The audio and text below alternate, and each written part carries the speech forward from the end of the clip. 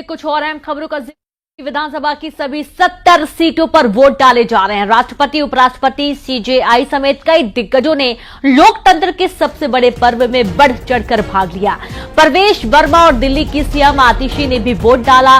सुबह 11 बजे तक दिल्ली में कुल 20% मतदान हो चुका है, यानी कि मतदान की जो रफ्तार है उसे धीमा कहेंगे, क्योंकि सुबह से वोटिंग शुरू हो चुकी है और अभी मात्र 20% ही मतदान हुआ है। हालांकि इस दौरान कई बड़े चेहरे नजर आए हैं जो अपने मताधिकार का प्रयोग करने पहुंचे हैं। दिल्ली का दंगल इस वक्त चल रहा है, वोट डाले जा रहे हैं और मुख्य 3 पार्टियों पर कड़ा मुकाबला है, बीजेपी, कांग्रेस और आम आदमी पार्टी। जहां एक तरफ दिल्ली की सीएम आतिशी ने वोट डाला तो वहीं परवेश वर्मा भी पहुंचे वोट डालने के लिए और बढ़ चढ़कर इस लोकतंत्र के सबसे बड़े पर्व में हिस्सा लेते हुए सीजेआई भी नजर आए हैं। राष्ट्रपति, उपराष्ट्रपति भी वोट डालने के लिए पहुंचे।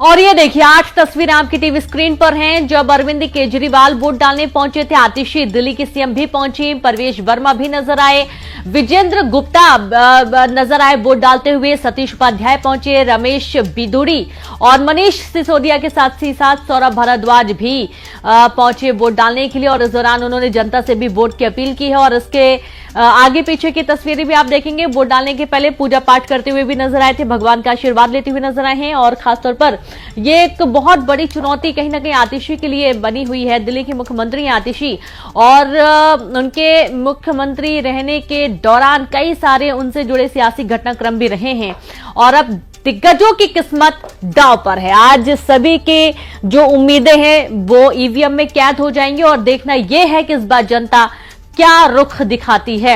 अंकित हमारे साथ जुड़ गए, सीधे रुख करेंगे। अंकित, कहां पर आप मौजूद हैं?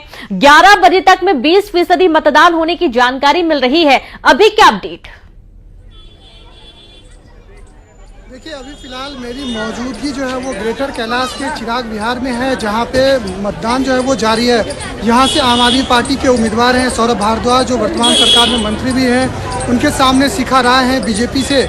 कहा यह जा रहा है कि ये सीट बहुत ही हाई प्रोफाइल हो गया, क्योंकि एक तो सौरभ भारद्वाज लगातार आम आदमी पार्टी के बड़े नेताओं में शुमार रहे हैं, साथ ही साथ यहाँ पे जो है शिखा राय दूसरी बार बीजेपी से उम्मीदवार हैं। अगर पूरे दिल्ली की बात करें तो 11 बजे तक करीब 20% जो है वो मतदान हुआ है और लगातार वोटिंग परसेंटेज किस तरीके से बढ़े, लोग घरों से बाहर आए, इसके लिए अलग अलग पार्टी के उम्मीदवार, अलग अलग पार्टियाँ भी जोर लगाई हुई हैं। साथ ही साथ चुनाव आयोग भी जो है वो अलग अलग फैसिलिटी भी दे रहा है। फिलहाल अगर दिल्ली की बात करें तो 70 में से 70 सीटों पे कांग्रेस और आम आदमी पार्टी जो है वो चुनावी मैदान में है। लेकिन बीजेपी की बात करें तो बीजेपी 68 सीटों पे चुनाव लड़ रही है। 2 सीट बीजेपी ने अपने सहयोगी दल लोजपा और जेडीयू को एक सीट दिया है।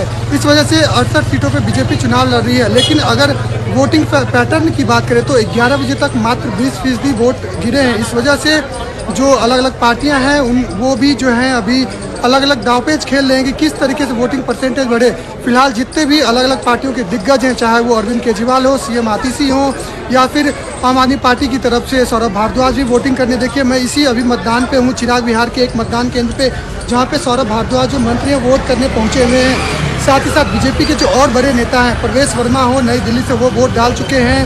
उसके साथ साथ रमेश बिधूड़ी ने भी वोट डाल लिया है। कांग्रेस की बात करें तो संदीप दीक्षित जो नई दिल्ली से उम्मीदवार हैं, क्योंकि नई दिल्ली सबसे हाई प्रोफाइल सीट मानी जा रही है, वहां से अरविंद केजरीवाल जो पूर्व सीएम है वो चुनाव लड़ रहे हैं आम आदमी पार्टी से। कहा जा रहा है कि अगर आम आदमी पार्टी बड़ी जीत दर्ज करती है तो एक बार फिर से अरविंद केजरीवाल दिल्ली के मुख्यमंत्री बन सकते हैं। उनके सामने पूर्व सांसद बीजेपी के परवेश वर्मा चुनावी मैदान में हैं और कांग्रेस से शीला दीक्षित जो पूर्व मुख्यमंत्री रह चुकी हैं दिल्ली की, उनके बेटे जो हैं वो चुनावी मैदान में है। लेकिन क्या दिल्ली में परिवर्तन होगा या फिर आम आदमी पार्टी फिर से सरकार बरकरार रखेगी? इसी वजह से आज देखिए वोटिंग जारी है। मतपेटी में जो है मतदान, लोगों का जो मतदान है वो मतपेटी में बंद हो रहा है। लेकिन देखने वाली बात ये होगी कि 8 फरवरी को जब गिनती होगी तो उस दिन किस पार्टी की किस्मत खुलती है, क्योंकि कई सियासी दिग्गज जो इस मैदान में हैं उनको लेकर भी कई सारे सवाल उठ रहे हैं। क्योंकि कहा यह जा रहा है कि अगर आम आदमी पार्टी चुनाव हार जाती है तो फिर आगे उनका रास्ता क्या होगा, क्योंकि केजरीवाल के लिए सबसे जो बड़ा राज्य है, उनके लिए जो सबसे ज़्यादा महत्वपूर्ण है वो दिल्ली राज्य है। वहीं बीजेपी के लिए भी सूखा कई सालों से है, लगभग 70-78 सालों से बीजेपी जो है वो दिल्ली में अपनी सरकार नहीं बना पाई है।